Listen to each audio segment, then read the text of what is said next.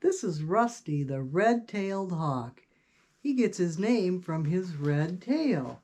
He's a western red-tailed hawk. Little darker, stripes through his tail. Got a belly band like a lot of red-tailed hawks in between his legs. And he's a champion mouse hunter. He hunts during the daytime hours by listening and looking for prey. Unlike the owls, though, he uses his eyes more during the daytime and sleeps during the nighttime, like you would expect. And notice how he holds his feet different than the owls. He holds 3 toes forward, 1 toe back. And so let's show him your wings, Rusty. Wings out. Good boy. Good boy.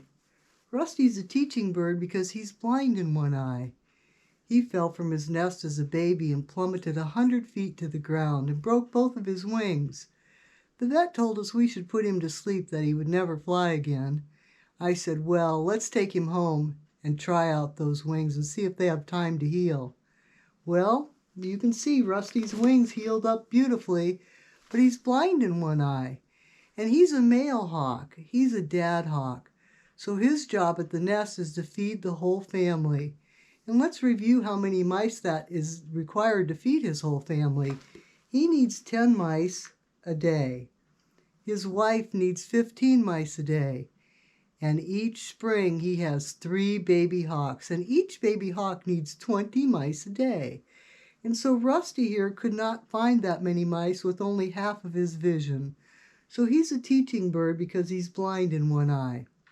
Remember, the females are always bigger in the bird of prey world because the mom has to keep the eggs warm for 35 days.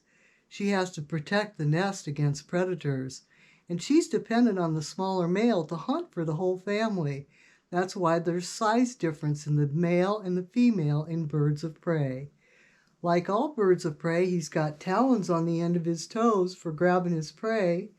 He's got a sharp hooked beak for tearing his food. And he's got very good vision. They can spot a mouse from 1/4 of a mile away in a field. Now, red-tailed hawks are quite common across our country. They're a champion mouse hunter, and you can often see them along the highway perched in a tree or on a light pole. Easy boy. Easy boy. Take it easy. You're all right, Rusty. Take it easy, boy. So unlike the peregrine falcon, which is a rare bird and not often seen, this is a common hawk, commonly seen across the country. And so you will find the red-tailed hawk near open fields where mice live. So he can hunt mice, rabbits, squirrels, and sometimes even birds. So the red-tailed hawk has a varied diet of many different kinds of things. That's why they never went endangered by the early 70s when we used that bug spray called DDT. A lot of our raptors got sick and died.